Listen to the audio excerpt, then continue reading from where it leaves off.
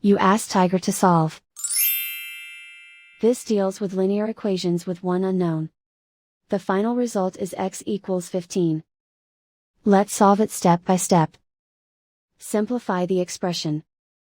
Simplify the arithmetic. Group all constants on the right side of the equation. Add 30 to both sides. Simplify the arithmetic.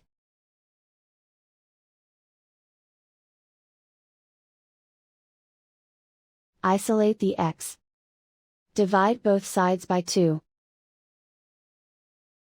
Simplify the fraction.